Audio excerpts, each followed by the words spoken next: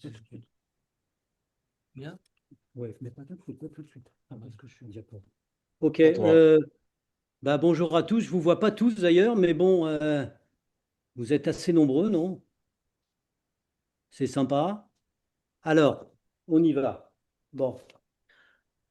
Donc, je vais vous parler de. Je vais pas vous parler exactement des deux bouquins parce que, en fait, le livre de Michael Barsby m'a servi de réflexion personnelle et un petit peu de remise en cause, de remise en question de tout ce que je pouvais penser sur la France et sur les lumières de la France. Donc imaginez une histoire d'amour qui tourne mal. Il y a une rencontre, un coup de foudre, des rendez-vous, parfois ratés, parfois furtifs, parfois gênés. Il y a des engagements, des promesses tenues, parfois non tenues. La pression retombe parfois pour laisser la place aux crises, aux ruptures provisoires. Quelquefois, on peut s'aimer très fort, se déchirer, chacun peut aller ailleurs puis revenir. Puis patatrac, c'est la rupture soudaine ou lente, c'est le divorce. On s'aime, on se sépare, on va vivre chacun de son côté, on se voit tout de même, puis on ne se voit plus, on se parle un peu, puis on ne se comprend plus, on ne se parle plus, le lien est brisé. Voilà. C'est pour moi l'histoire des Juifs et de la France, une histoire d'amour intense qui a mal tourné. C'est aussi mon histoire d'amour avec la France, une histoire qui a mal tourné. Alors tout est parti de la lecture du dernier livre d'Alain Finkielkraut. Au début, je voulais faire un cri et chuchotement sur ce livre, sur le parcours de Finkielkraut, et puis j'ai changé d'avis. Donc le titre de son livre, c'était Le cœur lourd, c'est toujours le cœur lourd. Donc l'homme a le cœur lourd, donc Finkielkraut de la France, qu'il ne reconnaît plus. Son diagnostic est terrible. Crise de l'identité, de l'école, entrisme migratoire, islamisme conquérant, crise de la langue, méconnaissance de l'histoire, incommunicabilité entre les gens, haine d'Israël, antisémitisme ravivant chez lui les plaies familiales. L'académicien amoureux du français et de la France ne sait plus où il est, confondant le pays Israël et son gouvernement, s'égarant dans des condamnations qui alimentent la haine d'Israël. Mais ainsi que l'a dit Michel Gadvolvovitch lors d'une conférence dernièrement, l'Israël qu'il aime, c'est celui d'il y a 40 ans quand il dégustait des glaces rue Bograchov. Alain Finkielkraut a plusieurs temps de retard sur Israël. Il est resté sur l'illusion de Shalom Arshav, mais il est ambivalent et reprend interview après interview la terrible phrase de Badinter prononcée sur la fin de sa vie: il va falloir songer à partir. Pardon, Patrick, tu peux parler un petit peu plus fort ou te mettre plus près du micro? Je trouve qu'on t'entend pas Ok, très bien. il est Merci. pris de ce symptôme à tendance schizophrénique, celui de beaucoup de juifs de France qui n'arrivent pas à associer la réalité de ce qu'ils pensent en regard de la situation des juifs en France et le réel de leur propre vie. Alors, mon balagan identitaire, à moi, a tenté de comprendre comment, pourquoi en est-on arrivé là. J'ai comme Finkielkraut le cœur lourd de ma France. Freud nous éclaire en nous disant: ce qui est lourd en soi ne disparaît pas. Si tu ne l'affrontes pas, ça agit quand même. Je vais donc tenter ce soir de mettre en lumière cette lourdeur, l'intégrer, l'affronter et tenter d'en saisir la genèse. Dans cette lourde tâche, j'ai fait appel à Michael Barsby, dont j'avais lu du temps où nous étions en France, le livre Israël et la France, avec comme sous-titre L'Alliance égarée. À l'époque, j'avais aimé ce livre tout en n'étant absolument pas d'accord avec les thèses développées. Ce livre est paru en 2014. Nous avions eu le plaisir de rencontrer Michael Barsby plus tard chez notre ami Claire à Vincennes lors d'un déjeuner amical. C'était peu de temps avant son décès en 2018. Mais sans doute alors n'avais-je pas mesuré la chance de cette rencontre. Nous n'avions pas mesuré la chance de cette rencontre. J'ai donc relu Israël et la France, l'Alliance égarée, et je me suis permis de reprendre son titre en le modifiant en Israël et la France, l'Alliance perdue. Michael Barsby, qui est-il? L'homme que je dirais respectueux. Michel Gadvolvovitch parle d'un mensch. Je vais vous lire sa bio qui est sur le site de la Fondation pour la mémoire de la Shoah. Donc, il est né Mikhail Ershlikovitch en 1950 à Paris, d'un père bottier rescapé des camps et d'une mère enfant cachée. Il est l'élève de Pierre Boutang et Emmanuel Lévinas, docteur en philosophie. Michael Barzvi a fait son alia à 25 ans. Devenu professeur à la faculté d'éducation de Tel Aviv, il était une grande figure de la pensée juive contemporaine. Il s'intéressait aux liens entre la pensée juive et la philosophie politique et a notamment travaillé sur l'histoire du sionisme, sur les rapports entre la France et Israël, sur l'antisémitisme. Engagé pour la cause sioniste, il a été délégué général en France du KKL et a dirigé le département éducation juive en Europe de l'Agence juive. Il a publié chez des éditeurs français de nombreux ouvrages, dont Le sionisme, Philosophie de l'antisémitisme, Maître et exil, Philosophie de la nation juive pour une politique de la transmission. Et il a dirigé avec Michel Gag-Vodovitch les actes du colloque Si c'était Jérusalem dans le cadre de Chibolette. Ah, ça sonne. Quelqu'un sonne. Grand connaisseur du judaïsme, il a participé aux travaux de la commission culture juive de la Fondation pour la mémoire de la Shoah de 2010 à 2016 et a prolongé son engagement aux côtés de la Fondation par le biais d'expertises régulières sur sa délai jusqu'à sa disparition en 2018.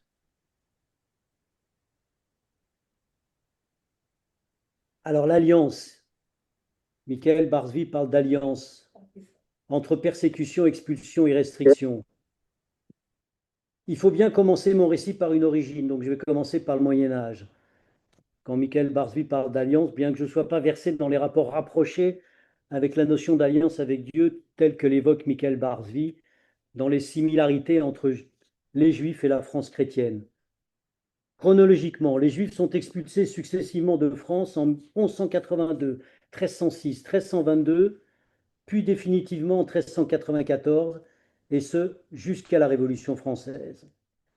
Sur cette diapo, j'y ai mis quelques figures célèbres du judaïsme en France qui répandent leur lumière spirituelle dans le pays qui est, comme chacun le sait, la fille aînée de l'Église.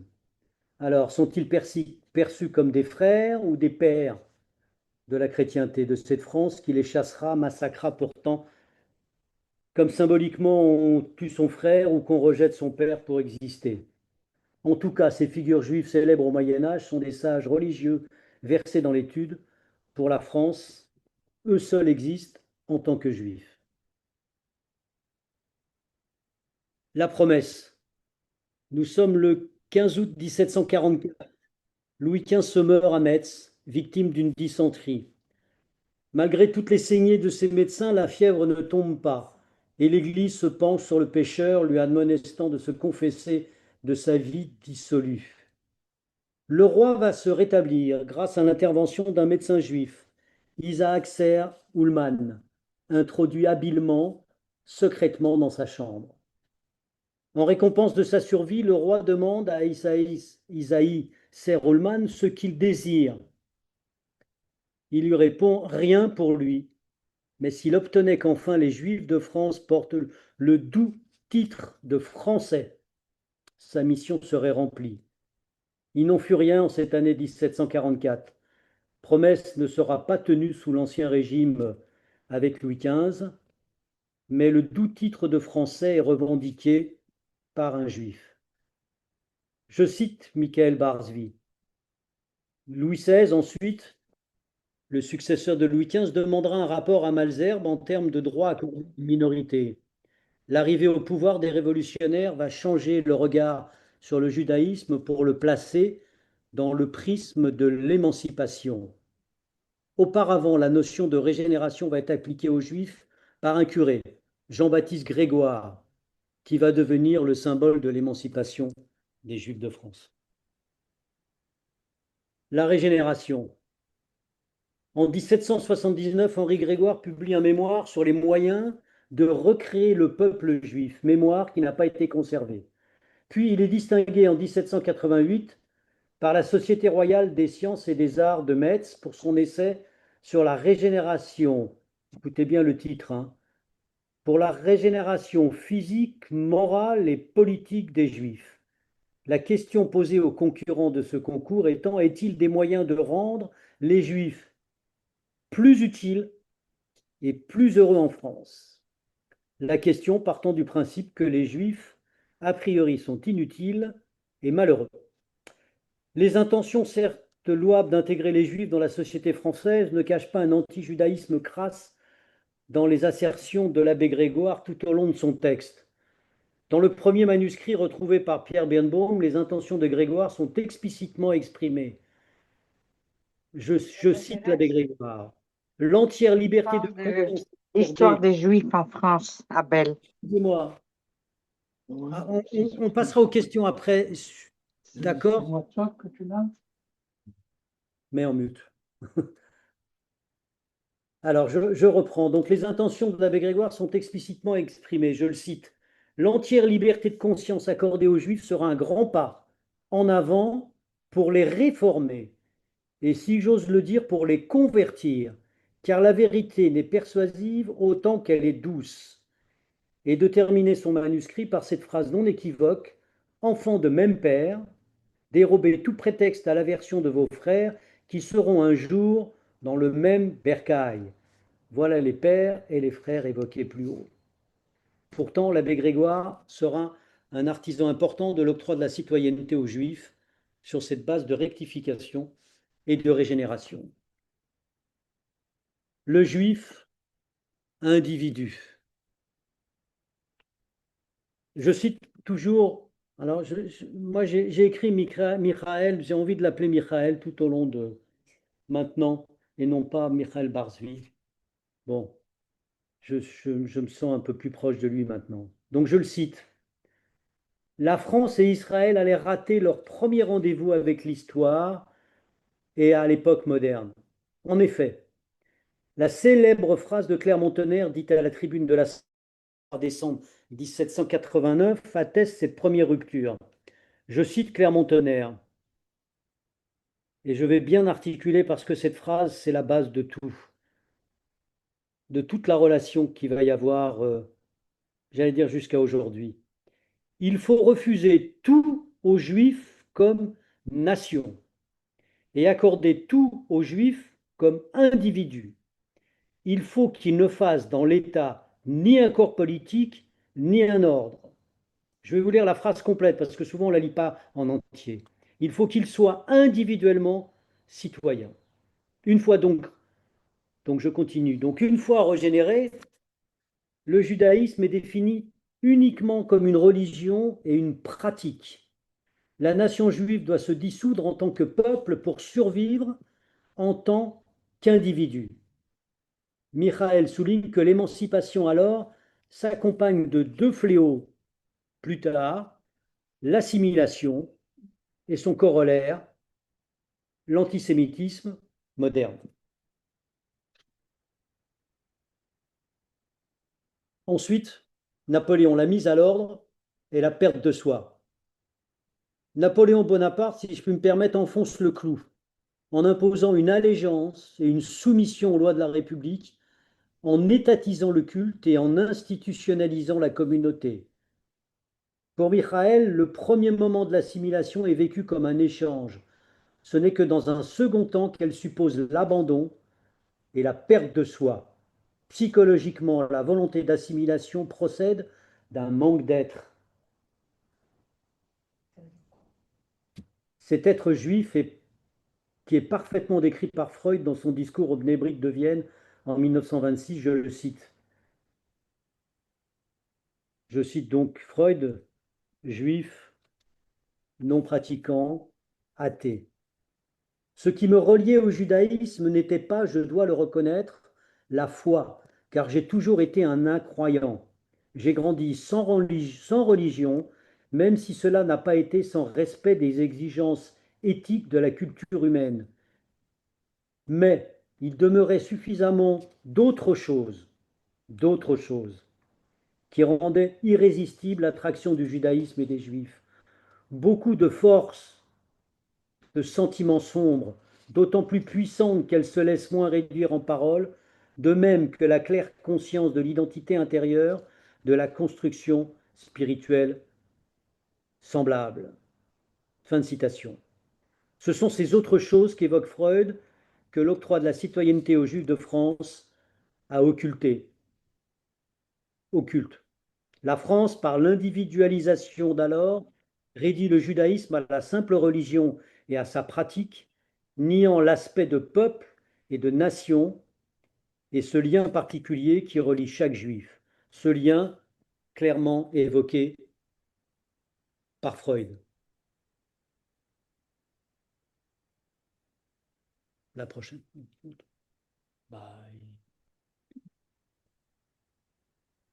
Les figures de l'assimilation à la française.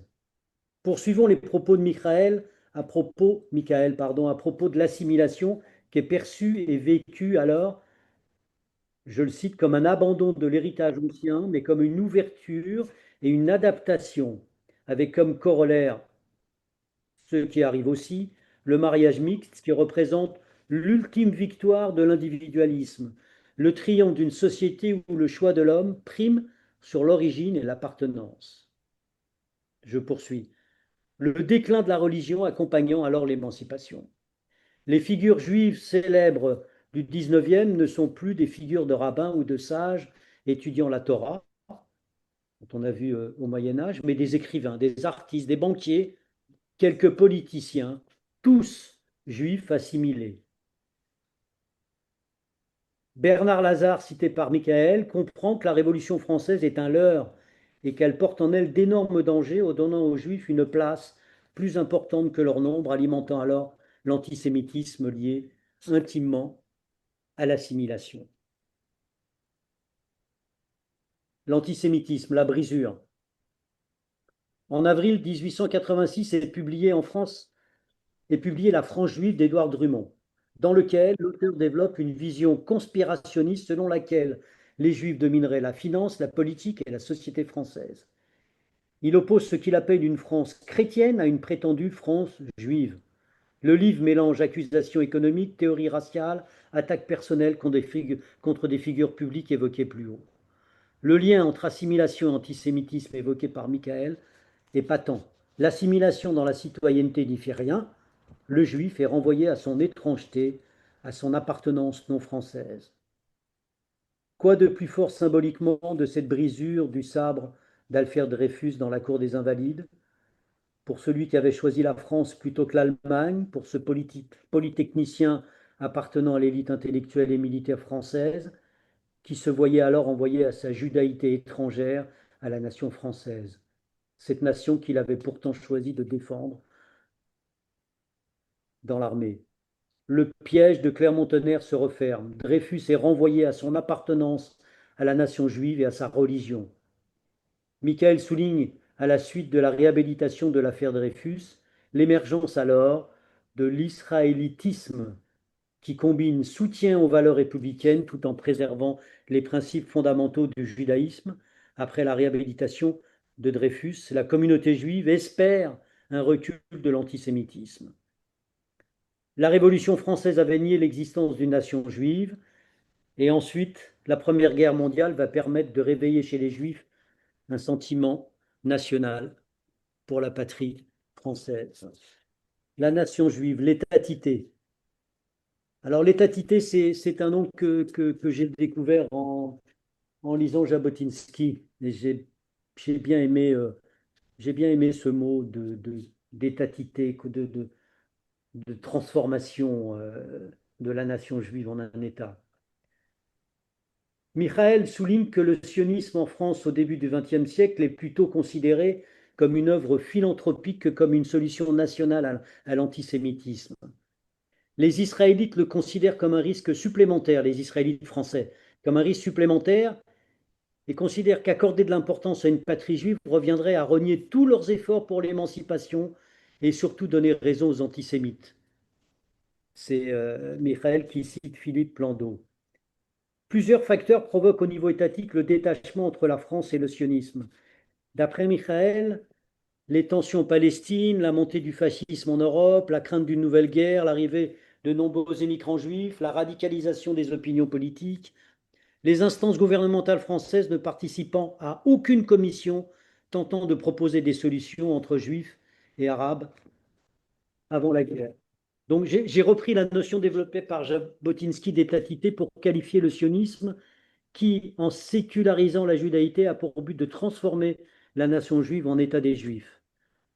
Et nous sommes là en totale opposition de la notion d'émancipation, assimilation à la française, qui niait la notion de peuple et de nation juive.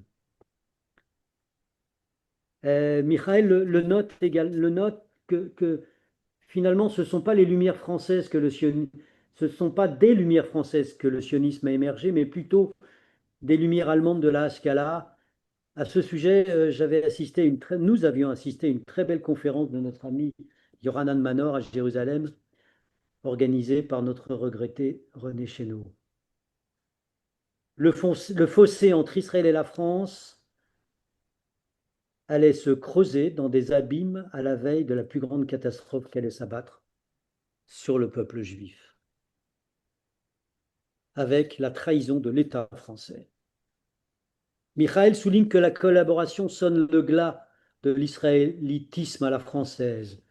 La trahison de l'État français à du statut des Juifs de 1942 entraîne un changement dramatique dans la conception qu'avaient les Juifs de leur identité. Mais parallèlement, Michael énumère toutes les actions de solidarité du peuple français envers les Juifs et les nombreux Juifs qui s'engagent dans la résistance, avec des liens ténus entre sionistes et résistants, proximité qui va se prolonger après-guerre. L'État juif ou l'État des Juifs, c'est comme vous voulez. À partir de 1948 et la naissance d'Israël, la politique de la France varie entre soutien au nouvel État et rapprochement avec les pays arabes, pour finalement pencher en faveur d'un soutien politique, économique, militaire et culturel avec Israël, dans ce que Michael appelle l'âge d'or ou la lune de miel. Nous parlons des années de 1950 à 1967. Mais en 1967, De Gaulle, nous dit Michael, a enclenché un processus mental dont les conséquences politiques et spirituelles n'apparurent pas immédiatement. Ce processus mental permettant l'inversion morale dans la vision d'un Israël redevenu un peuple jaloux, guerrier et sanguinaire. Nous connaissons très bien cela aujourd'hui. Les suites de la politique française nous sont connues, passant de l'âge d'or à l'âge de glace. L'âge de glace, c'est un terme qui a été employé par Frédéric Ancel. Et donc ça, la liste est non exhaustive, de l'embargo de Pompidou à la politique pro-arabe de Giscard, des saillies antisémites de Raymond Barre, de l'aide à la construction de la centrale nucléaire en Irak, de l'asile doré de Khomeini, en passant par les tergiversations mitterrandiennes, les amitiés chiraciennes avec Assad de Syrie ou l'infiltration financière du Qatar en France grâce à M. Sarkozy. La liste n'est pas exhaustive, entraînant, pour reprendre les propos de Michael, une accélération du processus de sionisation de la communauté juive, qui abandonne alors ses illusions d'israélitisme définitivement et devint de plus en plus philo-israélienne, engagée politiquement derrière l'État d'Israël.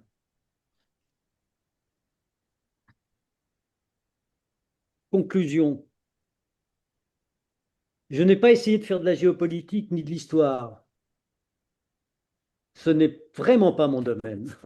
Mais j'ai tenté de comprendre ce processus français d'intégration, ensuite d'émancipation, d'assimilation qui avait été enclenché à la Révolution française. En 2014, Michael parlait d'alliance égarée avec cet esprit qui était le sien, cet esprit visionnaire. Il redoutait le pire. Et comme le pire n'est jamais sûr, il est là, devant nous. L'alliance est brisée. Les Juifs de France que l'on avait sommés de devenir citoyens français à l'égal des autres, au fur et à mesure de l'histoire, sont renvoyés à leur origine. On leur avait assigné d'être juifs uniquement par la pratique, et cela en privé, effaçant tout en eux de cette identité intérieure et construction spirituelle que Freud évoque dans sa lettre aux Bnébrites. Israël, par son existence même, réveille pour beaucoup ce qui semblait enfoui au plus profond et ce que l'assimilation à la française avait barré d'un trait révolutionnaire.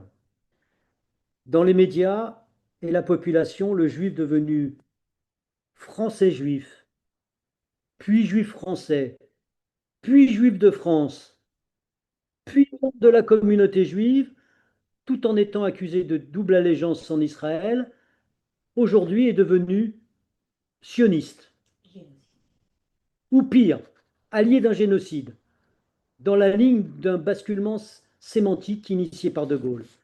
L'existence même de l'État d'Israël, qui n'est pas une parenthèse de l'histoire, dixit M. de Villepin, rentre en totale contradiction avec la conception de Clermont-Tonnerre, conception fondatrice de l'alliance entre les Juifs et la France.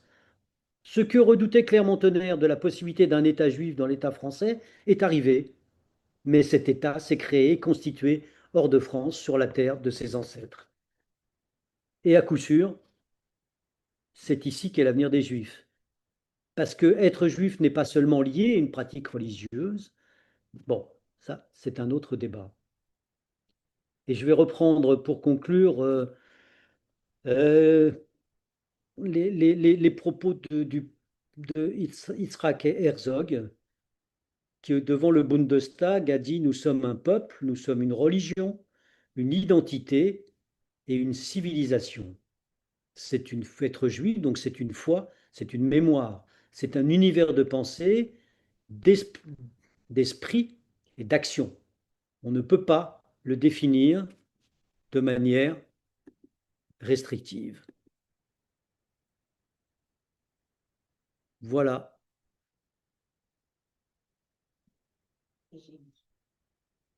J'ai fini. On peut reprendre le zoom. C'était dense, hein. Oui. J'entends plus rien là, le zoom. Tu peux m'aider, Jonathan? Vous m'entendez là? Si, on est toujours là. Vous êtes toujours là? On est On bouche avait bée. tous le micro coupé, c'est pour ça. Ben, chacun pourra mettre son micro. Voilà.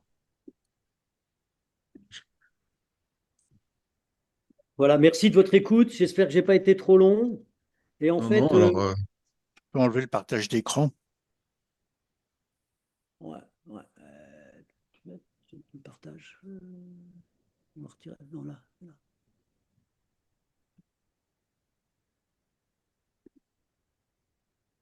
C'est bon là? En fait, j'ai cru que j'étais long, mais en fait, je voulais juste, avant peut-être qu'on échange, euh, euh, Michel Gad-Vodvovitch ne pouvait pas être là ce soir, euh, mais il m'a envoyé, mais c'est beaucoup trop long parce que Micha est toujours trop long d'abord. Il m'a envoyé un petit texte où il me racontait, où il raconte dans ce texte au début euh, ses années de lycée avec Michael Barsby, donc lui au Dror, Michael Barsby au Bétard.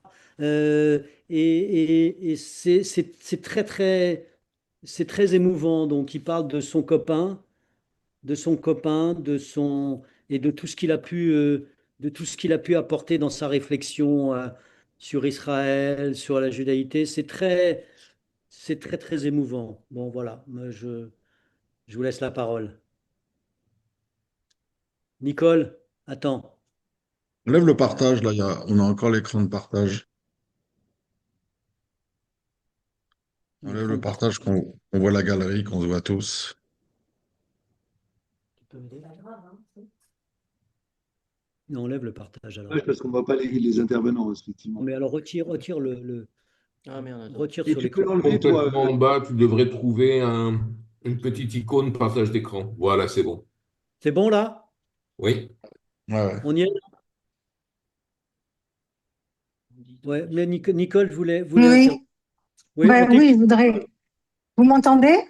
Oui, Oui. très bien. Non. Oui, Oui. bonsoir à tous. Et puis, je suis vraiment très touchée et très émue de cette présentation, d'autant que dans les participants, je vois qu'il y a l'épouse de Michael Barzui, Anat, et Bonjour Anna. également Françoise Weber-Prussac, qui a été la relectrice du livre. Waouh. Et donc qui a effectivement eu sa part dans la De tous les réalisation de livres, ce livre. Nicole, De de tous tous les les livres, livres. pas Oui, seulement. bonsoir Françoise, je suis très contente. Bonsoir, Nicole. Donc voilà, de tous les livres. Nicole, juste Et un instant. oui, Si j'avais su, je ne sais pas si j'aurais fait cette présentation, hein, parce que ben oui, vraiment, bon, mais justement, c'est ce que je voulais dire. Je voulais dire que moi, je te suis infiniment reconnaissante de faire connaître un de ces livres de Michel dont je suis une amie d'enfance, tout comme Françoise. Nous l'avons connu, nous avions 15 ans. Et il a accompagné nos vies. Quand je parle aussi pour Françoise, Absolument. il a accompagné nos vies, il a accompagné toute notre réflexion et notre cheminement, puisque, en tout cas pour ma part, ben, je suis passée de France à venir vivre en Israël. Donc, je crois qu'il n'y est pas pour rien.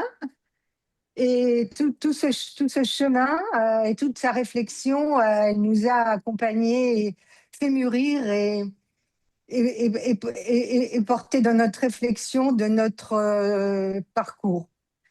Alors, ça me fait vraiment, c'est très touchant et de rappeler que Michel était un visionnaire, puisque ce livre a été écrit en 2014 et qu'en fait, il avait déjà tout compris, il avait déjà tout prévu. Et c'est pas dans ce livre-ci, mais dans un autre livre où il y a tout un chapitre sur le palestinisme que maintenant un certain nombre d'auteurs non pas découvrent, mais analysent et mettent aussi en avant. Michel avait déjà tout vu avec sa hauteur de vue, avec son esprit, j'allais dire, au-dessus. Et pourtant, il était au-dessus et il était tellement, j'allais dire, dans le quotidien, un homme comme tout le monde, que voilà, je pense que de parler de lui et de lui rendre hommage, c'est très important, d'autant que bah, le 26 avril, c'était il y a 3 jours, ça aurait été son anniversaire. C'était sa date anniversaire. Donc voilà, je ne veux pas monopoliser la parole, mais je voulais te remercier, Patrick, et puis en profiter pour saluer ceux qui l'ont aussi accompagné. Nous, on ne l'appelle pas Michael, on l'a toujours appelé Michel. Je laisse Et la parole aux autres. aujourd'hui, c'est la date de notre anniversaire, si ça compte. Alors, c'est un cadeau, Mazel Un Tov. cadeau. ok? Un vrai Mazel Tov.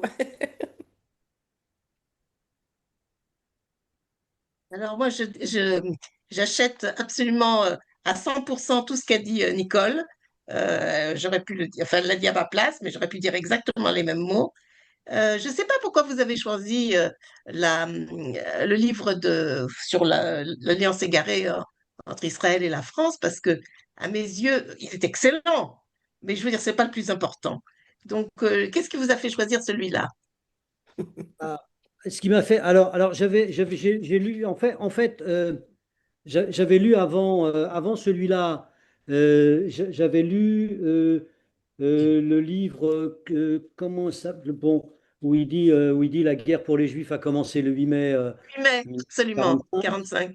Sauf Au erreur, départ, c'est l'éloge de la guerre après la Shoah, c'est ça? de la guerre après la Shoah, voilà, À mon avis, oui, absolument. C'est un de ses plus importants à mes yeux, ouais, qui est les encore Juifs, tellement actuel aujourd'hui, tellement actuel voilà, aujourd'hui. Ah, qu'est-ce qui se passe?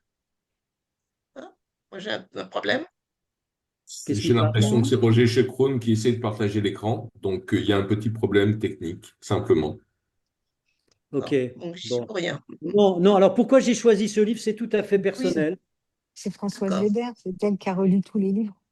Vous Oui, m'écoutez? c'est moi. Oui. C'est tout à fait personnel, en fait. Au départ, au départ, je voulais faire cette soirée sur Finkielkraut, sur l'évolution de Finkielkraut. Et puis, finalement, je me suis dit non, ça n'a pas beaucoup d'intérêt. Et en fait, c'est personnel parce que j'ai vraiment, pendant, je dirais, une grande partie de ma vie et de ma démarche intellectuelle et psychologique, pour moi, pour moi, les lumières de la Révolution française, c'était formidable, quoi. C'est-à-dire que la France soit le premier pays d'Europe à octroyer la citoyenneté aux Juifs, c'était un pas extraordinaire. C'était formidable. Et puis, du fait que je ne pratique pas du tout, je ne suis pas religieux, euh, la laïcité à la française également me parlait. Et puis, avec les événements, et puis après, bon, étant donné que nous avons fait notre alia, nous sommes en Israël, et avec les événements précipitent en fait la réflexion. Et je n'arrivais pas à comprendre l'évolution de la France par rapport aux Juifs. Qu'est-ce qui se passait? Qu'est-ce qui se passait? Et c'était lourd. C'était lourd parce que c'était une remise en question totale de tout ce que j'avais tout ce que j'avais compris et auquel j'avais adhéré par rapport à la Révolution française et par rapport à ce qu'avait apporté la France aux Juifs. Et puis je me suis rendu compte que finalement, ce que je pensais être le meilleur, eh ben, c'était le pire. C'est-à-dire que ce Exactement. que je considérais comme le meilleur, c'était la base de tout. Et parce que quand j'avais lu la première fois le livre de Michael, bien sûr, j'étais dans cette phase d'émerveillement des Lumières, de la Révolution française, de la citoyenneté à la française. Et j'avais dit à mon époux, j'avais dit à Henriette, mais je ne suis pas d'accord avec lui. C'est pas vrai tout ça. C'est pas, et maintenant, et alors donc je me suis dit, je vais le relire. Et quand je l'ai relu, je me suis dit, mais mon pauvre Patrick, quoi, t'es à côté de la plaque, quoi. C'est bien sûr, c'est comme dans la série, mais c'est bien sûr, quoi. L'origine, elle est là, quoi. L'origine, c'est Mhm. la phrase de Clermont-Tonnerre. Et c'est-à-dire qu'on considère les Juifs uniquement comme des individus et non pas comme un. C'est-à-dire que l'aspect collectif n'existe pas. Le peuple Absolument. juif C'est pas n'existe une nation, c'est pas un peuple. pas une nation, c'est pas un peuple, c'est pas une culture, c'est rien d'autre. C'est juste une pratique religieuse. C'est juste une pratique religieuse. Et ben, donc tout est là. Et comme et en fait, la France n'arrive pas à revenir là-dessus. Donc, elle a considéré dès le début que c'était une pratique religieuse. Donc, dès qu'un juif se présente comme un intellectuel juif non pratiquant, comme un sioniste, comme tout ce qu'on veut, ça va pas, quoi, parce qu'il ne rentre pas dans la case française. Donc, comme il ne rentre pas dans la case française, il faut l'exclure. Parce que c'est pas bon, parce qu'il n'est pas question de se remettre en question. La France ne peut pas se remettre en question sur ses fondements de la notion de citoyen. Et en plus, et donc en étant israélien maintenant, en fait, Israël renvoie à la figure de la France ce qu'elle n'a pas compris. Donc on rejette Israël. Et ce que Excellente c'est analyse. et c'est ce que j'ai compris dans ce livre-là, et c'est pour ça que j'ai choisi ce livre-là. D'accord, ça me va très Il y en a bien. certainement d'autres beaucoup plus Merci beaucoup, importants. c'est une bonne réponse. Voilà.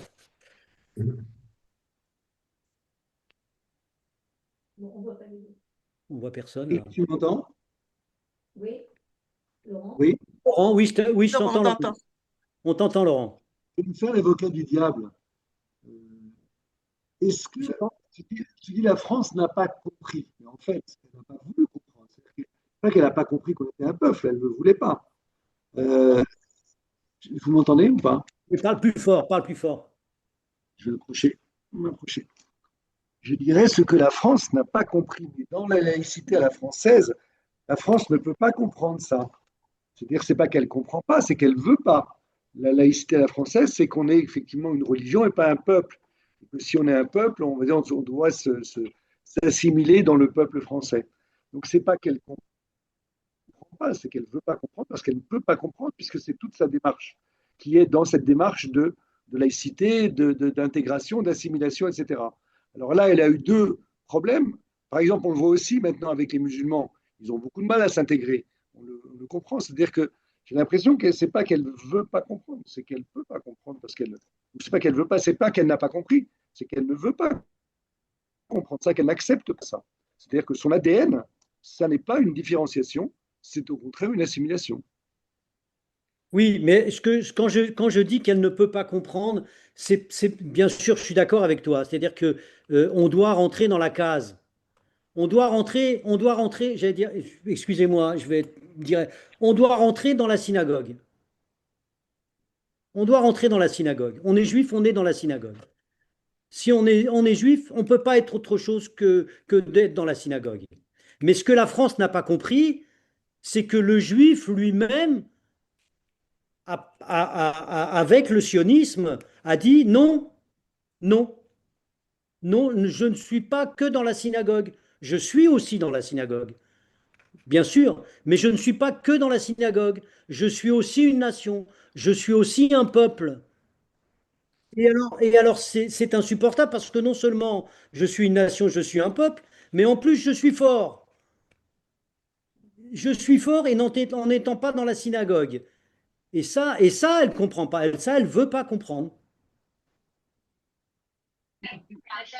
Alors, il y a deux ou trois points sur lesquels j'aurais voulu revenir, si c'est Oui, possible. Richard.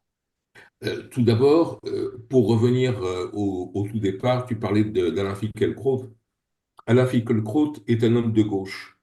Et quand tu dis que tu as suivi l'évolution mentale et de la base de la réflexion d'Alain Finkielkraut, tu peux l'assimiler à l'évolution de la gauche française, hein. Il n'y a pas de problème. Si au début, il y avait des accointances, des possibilités d'entendre, etc., etc., de plus en plus, la gauche s'est durcie à l'encontre d'Israël, à l'encontre des Juifs. Donc c'est le cheminement tout à fait normal. Et je me souviens d'une interview d'Alain Finkielkraut qui disait, mais oui, mais Israël, c'est pas bien, parce que j'ai été voir en Israël, j'ai été voir beaucoup de monde, des personnes haut placées. Il a cité des noms, mais c'était tous des noms de gauche. Donc forcément, ils avaient la même réflexion que lui. Il n'a pas été chercher la confrontation. Ça, c'est un des premiers points.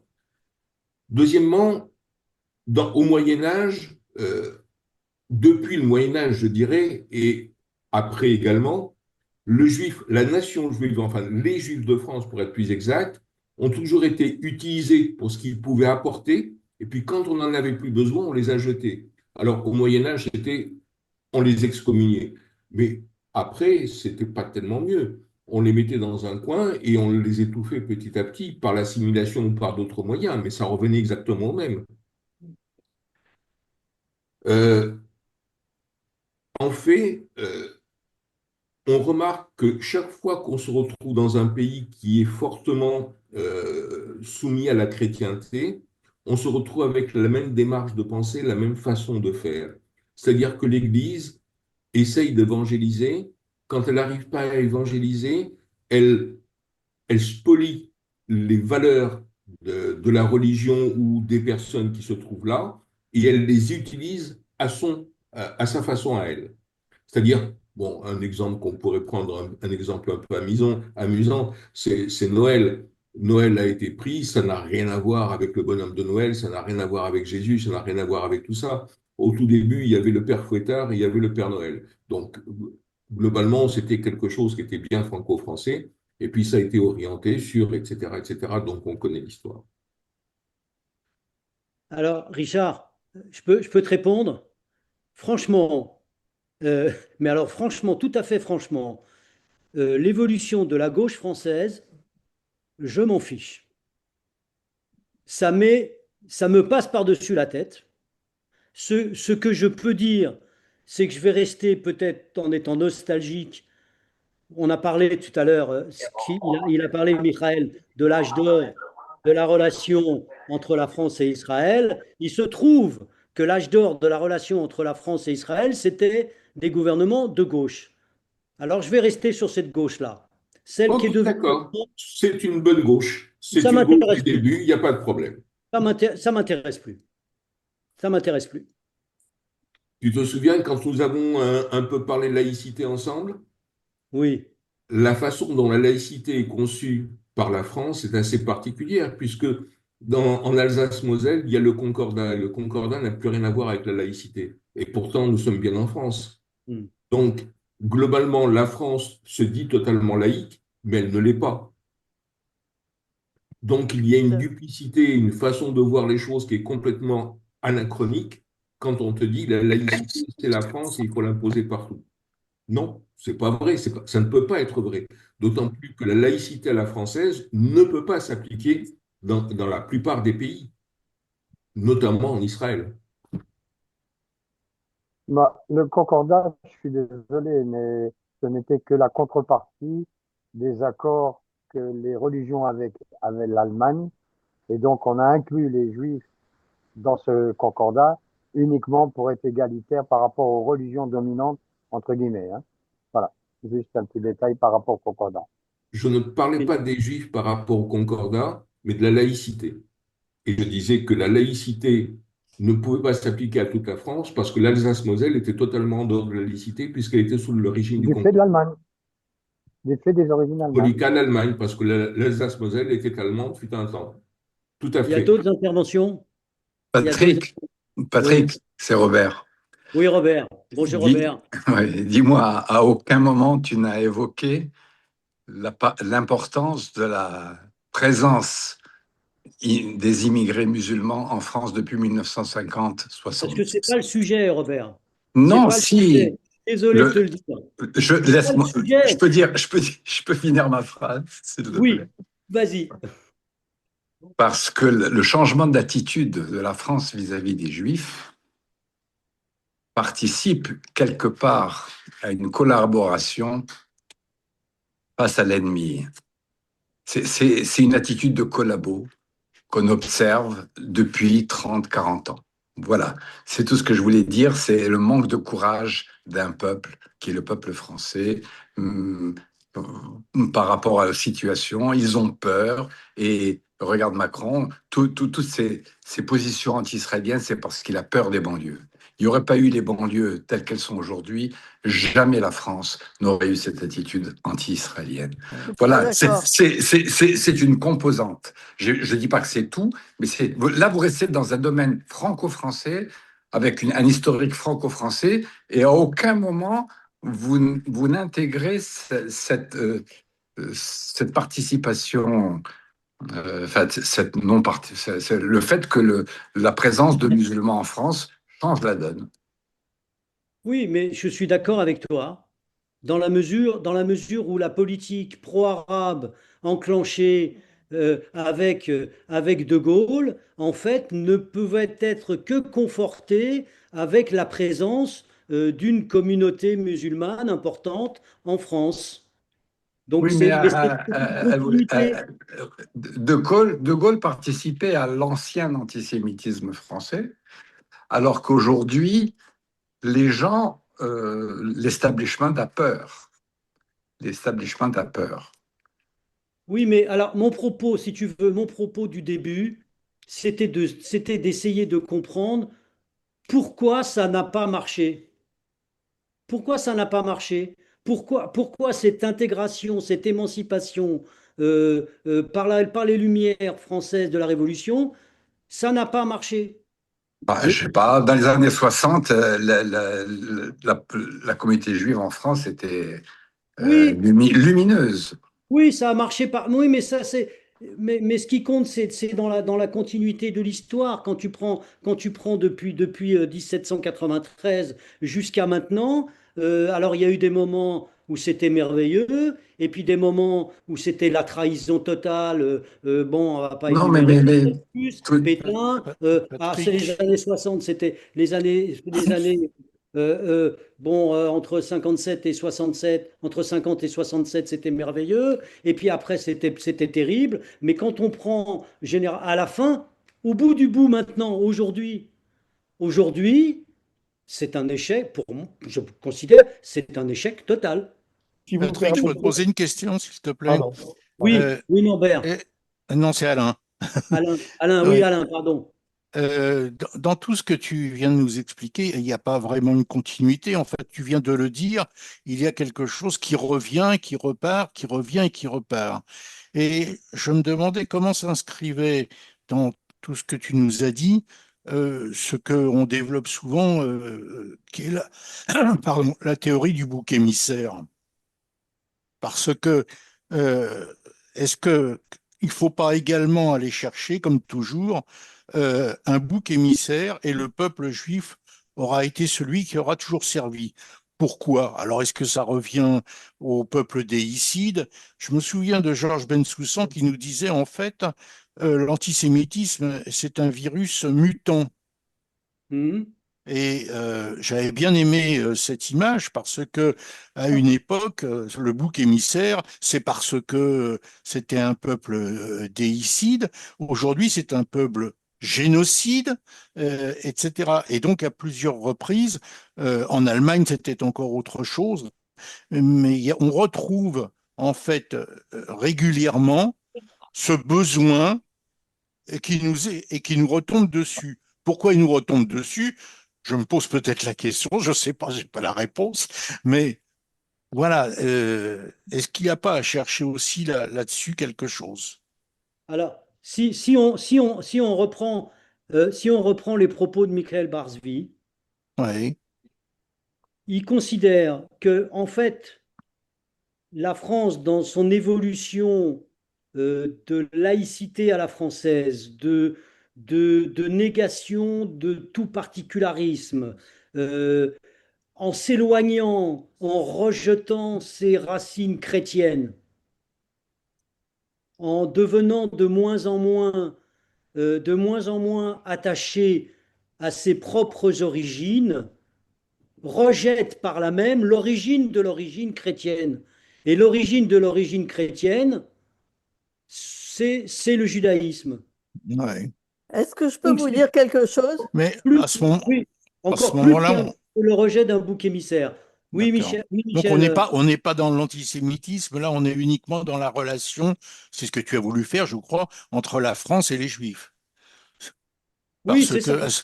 à ce moment-là, on ne tient pas du tout compte de ce qui s'est passé, par exemple, avec l'Allemagne. Tu dis, ce qui s'est passé en France est différent.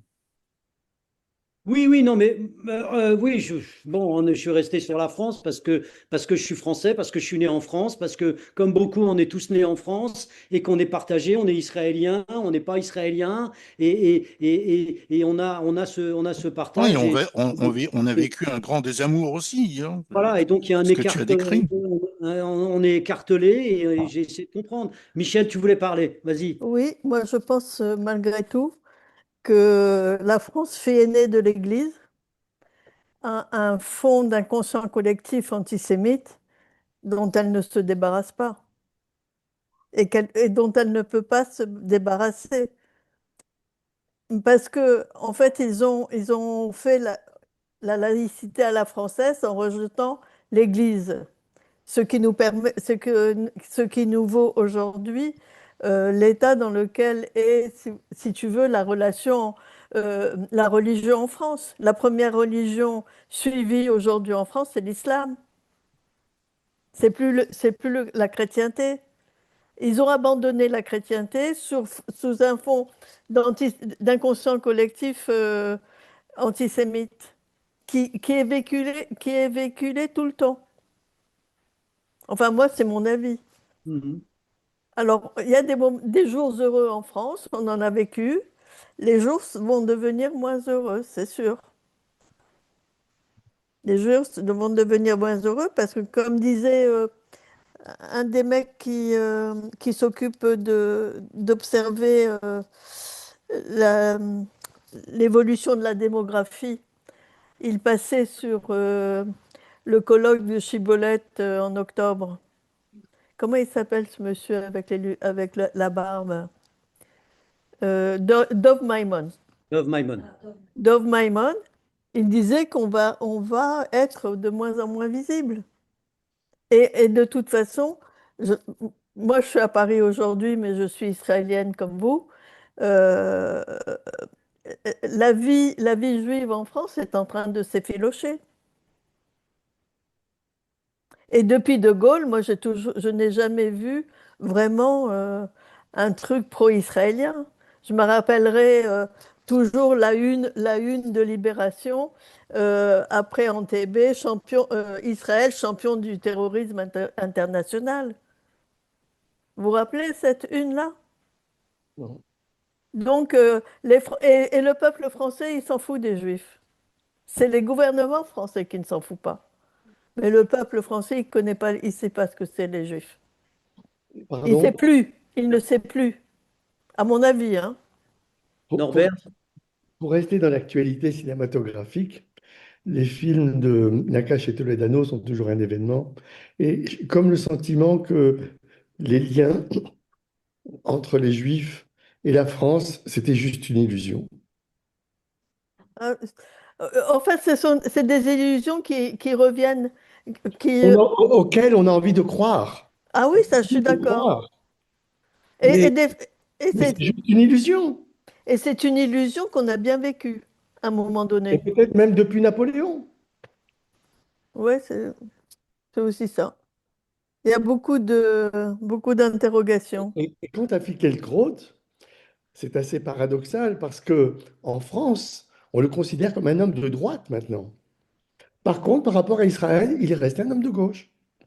Il est resté Ça, toujours fidèle à son idéologie face à Israël. Mais en France, non, il n'a pas suivi le parcours de la gauche. Non, j'ai oublié qu'il y avait une heure de décalage avec Israël, du coup, j'ai loupé le début. Un truc que m'a envoyé à Nat, qui pas parlé du livre de Michael. Oui, Voilà. C'est ce que j'avais envie de rajouter. merci. Quelqu'un d'autre veut intervenir? Est-ce que je peux intervenir? Oui, Claude, avec plaisir. Merci.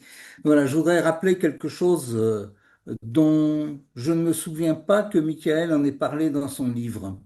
Il y a eu au cours de l'histoire de France, à 13 reprises, des décrets d'expulsion des Juifs de France dans, dans la lignée de l'antisémitisme et de la façon dont on considérait les Juifs comme boucs émissaires ou comme possibilité de se refaire financièrement. Et je pense qu'il y a encore aujourd'hui cette tentation. Mais ils ne peuvent plus faire de décret d'expulsion. Oui, mais il y a actuellement une expulsion Souterraine. clandestine. Oui, souterraine. Oui, oui, voilà. Oui. Et ça a été en moyenne une fois par siècle. je pense que nous pend au nez d'ailleurs l'abrogation de la double nationalité un jour. Si le RN, enfin, si Marine Le Pen passe, oui. Pas seulement. Oui, tu as raison. Pas Mais seulement. écoute, alors je pense que en fait la double nationalité, et si on se réfère à l'idéologie française, hein, je ne veux pas reprendre le titre de bouquin, à l'idéologie française et donc initiée avec la phrase de Clermont-Tonnerre, la double nationalité, c'est contraire à ce qu'a dit Clermont-Tonnerre. Bah oui, Ça serait logique. c'est pour ça que Ça ça nous serait pend au nez. logique. C'est pour ça que ça Ça nous pend serait au nez. logique. Pourquoi avoir deux nationalités pour, pour la laïcité à la française, pour l'idéologie française qui dit que de toute façon, on est citoyen à part entière de la République française qui accepte ses valeurs et on n'est pas autre chose. Donc si on n'est pas autre chose, on ne peut pas avoir une autre Nationalité. nationalité. Ça serait logique. Peut-être n'ont-ils pas osé le faire, parce que Ouais. c'est peut-être contraire à la Cour européenne des droits de l'homme, peut-être parce qu'on n'a pas le droit, parce qu'en fait, on n'a pas le droit de déchoir, si je ne suis pas un homme de droit, mais je crois qu'on n'a pas le droit de déchoir de la nationalité quelqu'un, un On Français. va nous demander de choisir. Patrick, Non, mais c'est impossible. Constitutionnellement, c'est impossible. Mais Non, on c'est peut déchoir. logique Ah, d'avoir une nationalité. Légalement, on peut déchoir en France. C'est trop compliqué.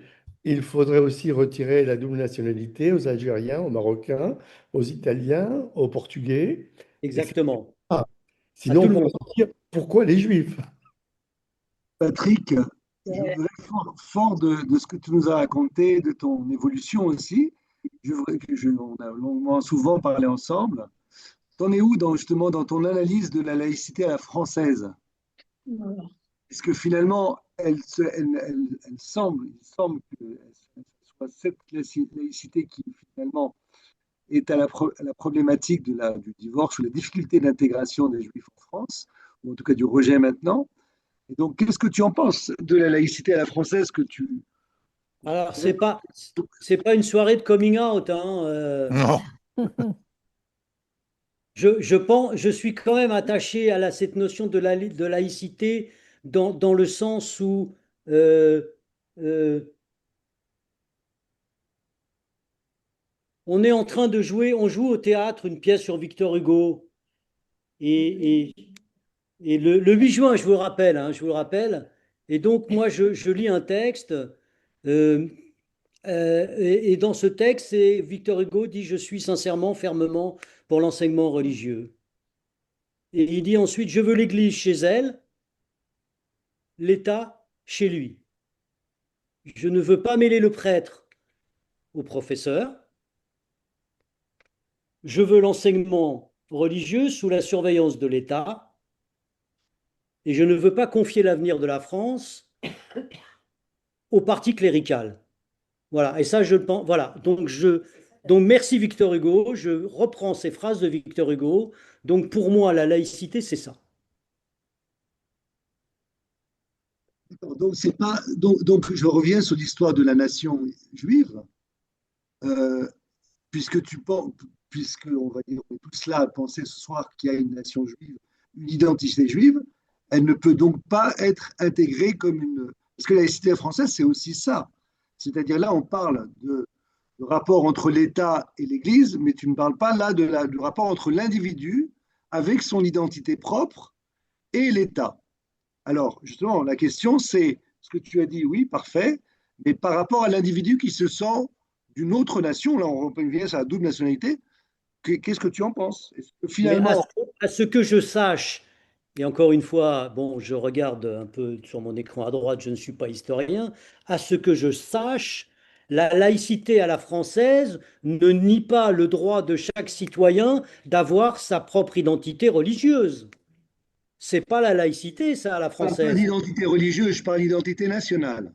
Mais C'est-à-dire, ça n'a aucun rapport Quel avec la rapport? notion de laïcité. Ça n'a pas de rapport. C'est un rapport avec la notion de citoyenneté. oui, oui, je Donc, il n'y a pense. pas de contradiction. Là, il n'y a pas de contradiction. Ce que Michael Barsby, enfin, ce qui a été révélateur chez moi dans la lecture du livre de Michael Barsby, c'est que la France ne considère les Juifs que le judaïsme que comme une religion, la judaïté que comme une religion. Et donc, on organise, on structure, Napoléon structure, organise la religion juive avec le consistoire. Mais ce qui m'a frappé, parce que ça tombe sous les. Pourquoi ça m'a frappé? Tout simplement parce que je suis israélien, je ne pratique pas, et je me sens juif et israélien. C'est-à-dire qu'il y a autre chose. Ce que dit Freud, il y a autre chose. Être D'accord. juif, c'est autre chose. C'est un Justement, peuple. C'est un peuple, c'est une nation, c'est une culture, c'est une langue maintenant. mais là, Et surtout, parce que ça, j'ai pas abordé le sujet et qu'aborde vraiment Michael Barsby, peut-être dans d'autres livres, on va me reprendre, c'est aussi la transmission. C'est-à-dire que peut-être que ce qu'a fait la France avec la laïcité et avec sa notion de citoyen, c'est qu'elle a oublié de transmettre. Et c'est ce qu'il explique, Michael Barsby. Quand on transmet, ça veut dire que on n'est pas un citoyen hédoniste lambda qui ne vient de nulle part, mais on est les fils d'eux. Et si on est les fils d'eux, on transmet. On est donc un fils d'eux, un père ou une mère, et on transmet. Donc on est une courroie de transmission quand on est juif. Et Patrick, ouais. Ouais. Patrick, si tu permets, je dirais, pour prolonger un peu ce que tu dis, que Sarkozy a voulu réitérer ce qu'avait fait Napoléon avec les Juifs, avec les musulmans, en créant l'UOIF. Et il espérait en fait faire un consistoire des musulmans. Et il n'a pas réussi, lui, parce qu'il ne s'est pas rendu compte, premièrement, du nombre et du fait, comme tu le dis, que un peuple, ben, il ne s'assimile pas. C'était possible peut-être, ou ça a été possible avec les Juifs parce que nous n'étions pas suffisamment nombreux, mais il a complètement raté avec les musulmans, ce qu'il a voulu réitérer.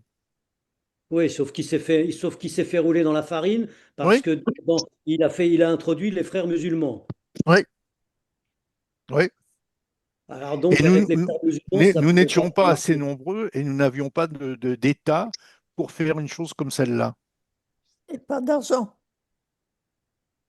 L'argent, tous les Juifs ont de l'argent, Ah oui, pas autant que le Qatar et l'Arabie comme, Saoudite.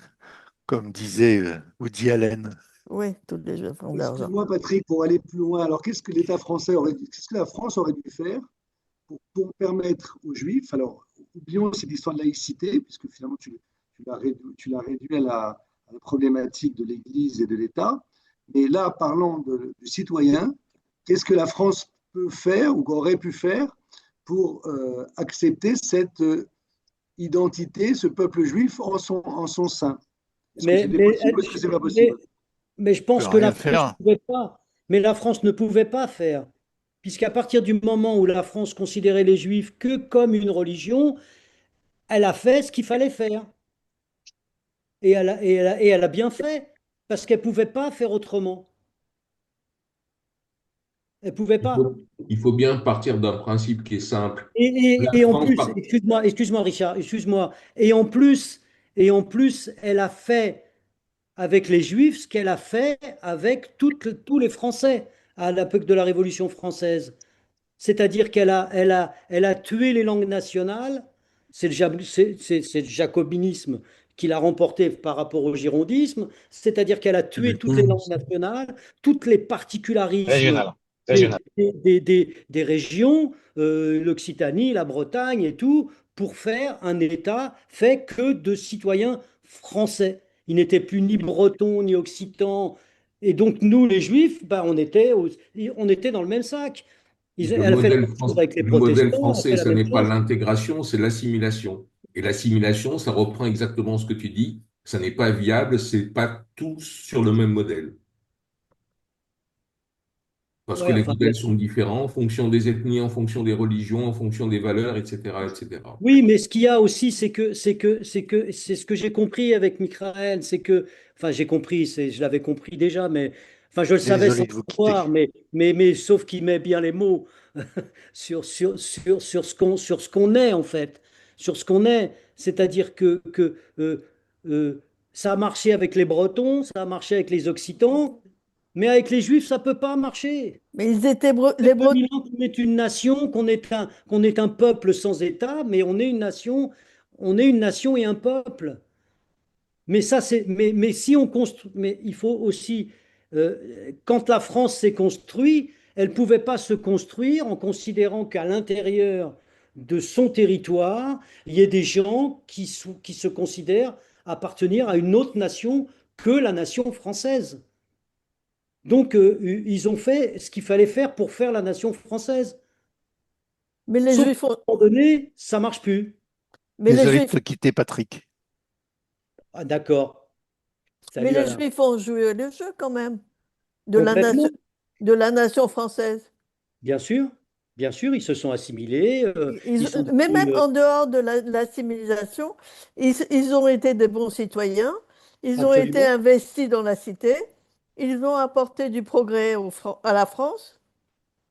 Pourquoi ce rejet? Parce qu'on n'est pas chrétien uniquement? Et pourquoi cette attitude vis-à-vis d'Israël? Qu'on représente pas tous ici. On est juif, certes, on soutient Israël, certes, mais pourquoi l'État français rejette Israël à ce point depuis De Gaulle, hein? Et peut-être avant, mais enfin, disons depuis De Gaulle. C'est ça le fondement. Le fondement, c'est que les intérêts vis-à-vis d'Israël sont beaucoup moins grands que les intérêts vis-à-vis des pays arabes, en dehors de la peur, hein. Non, mais comme j'ai dit dans ma conclusion, je ne voulais pas faire de la géopolitique parce que ce n'est pas mon domaine. Non, non, Euh, mais c'est une mais constatation.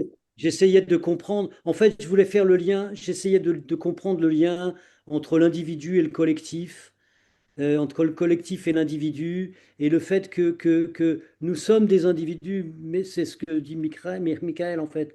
Nous sommes des individus, mais nous appartenons à un collectif. Et nous sommes les maillons d'une transmission.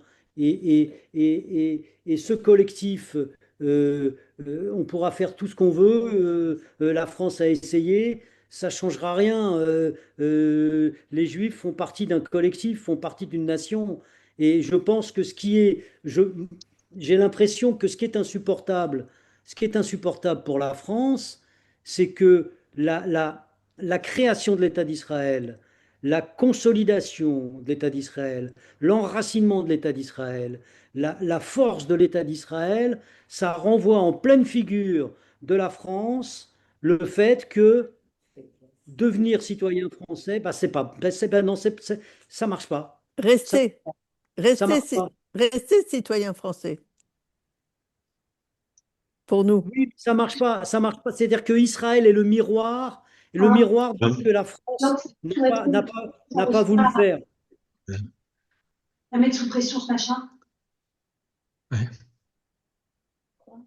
Je crois que c'est un peu différent de cela parce que globalement, si on remonte très loin, et reprenons les croisades, il n'y avait pas de problème à ce moment-là des musulmans qui étaient anti-juifs. Il y avait un problème d'un certain nombre d'Occidentaux qui voulaient aller prendre des terres à Jérusalem et au Moyen-Orient. Donc il y avait les croisades. Mais globalement, au niveau des Juifs, qu'est-ce qu'il y avait? Les Juifs étaient unis de la même façon qu'ils le sont aujourd'hui. Donc ça n'a pas changé, bien qu'il y ait eu quelque chose de très fondamentalement différent entre les pays arabes et l'Occident.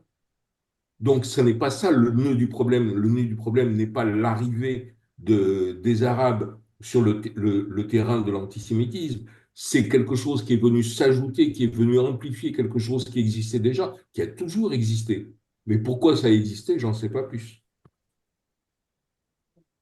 Ça, c'est le nœud originel. Ça a bon dos. Oui, mais pourquoi pas? Il y a des tas de théories là-dessus, hein. La théorie peut-être la plus répandue, c'est le fait que le judaïsme, c'est l'origine. Et donc, quand on veut exister, on rejette Ok. l'origine. Ou on rejette non pas l'origine extérieure, mais on rejette l'origine en soi, pour pouvoir exister en tant que tel. Donc, si on veut exister en tant que tel, en tant que nouvelle religion, que ce soit le christianisme ou l'islam, on rejette l'origine de tout. Et l'origine de tout, bah, c'est les juifs. Il y a bien une théorie psychanalytique qui dit qu'il faut tuer le père, hein. Bah, c'est ce que j'ai dit, hein. Oui, tout à fait. C'est ce que je dis. Je suis beaucoup plus en accord avec cela. C'est ce que je dis. Et la différence, et ce que dit Michael d'ailleurs très très justement, c'est que en fait, le juif, et Michel Gadvolvitch aussi le développe, les juifs ne tuent pas le père. Nous sommes les fils du père. C'est-à-dire que nous ne tuons pas et Freud aussi l'analyse très bien dans cette histoire de horde primaire. Le juif ne tue pas le père.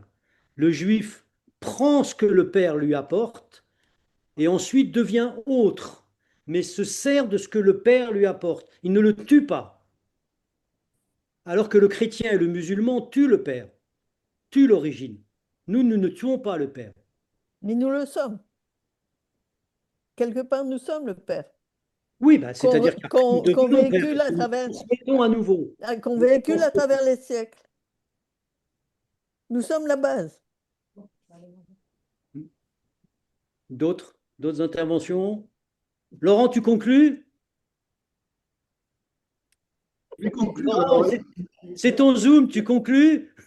Je vais conclure en disant que tout ce thème, puisque finalement on a fait abriter la conférence que tu devais faire dans le cadre uniquement d'écrit chuchotement par le Rival francophone, il y a un atelier qui vient de se créer qui s'appelle Diaspora et Israël, où on analyse exactement cette problématique, un peu différemment, mais parce qu'à la lueur des deux crises qu'on vit et en Israël et la diaspora, et on essaye en fait de créer notamment des liens particuliers entre Israël et la diaspora. Et je vous engage à ne serait-ce que regarder ce qui est fait dans cet atelier-là, voire à y participer parce qu'on a un projet assez grandiose et qu'on a besoin de beaucoup d'énergie pour le mettre en place. Voilà, c'était une conclusion, mais maintenant la vraie conclusion, je te la laisse. Cette conférence, donc à toi de conclure, mon cher Patrick, et bravo déjà pour cette conférence. Écoute, je peux pas conclure. Moi, je voudrais dire que de toute façon, il n'y a pas, y a pas d'issue pour les Juifs, quoi. Il n'y en a qu'une. Il n'y en a qu'une. Et Bensoussan, Georges Bensoussan, bah, avec sa préscience, dit pour les Juifs de France, il n'y aura plus que deux solutions, quoi. C'est ou l'invisibilité ou partir. Alors, et en fait, quand il dit ça, l'invisibilité, en fait, il revient. Alors, par contre, je vais te répondre, là, Laurent, par rapport à la laïcité, oui.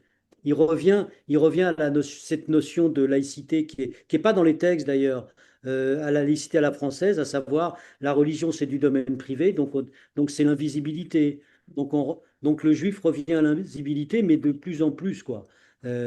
Mais à partir du moment, j'allais dire, je vais reprendre certaines formules que certains vont comprendre, à partir du moment, je vais conclure pour moi, à partir du moment où la France me reconnaît comme tel, c'est-à-dire comme un juif appartenant à une autre nation que la nation française, ok. Alors, puisque tu me reconnais comme tel, eh ben alors je m'en vais, je deviens israélien. J'assume. Voilà, j'ai conclu. Merci à vous tous. Merci tous, j'arrête l'enregistrement. On peut encore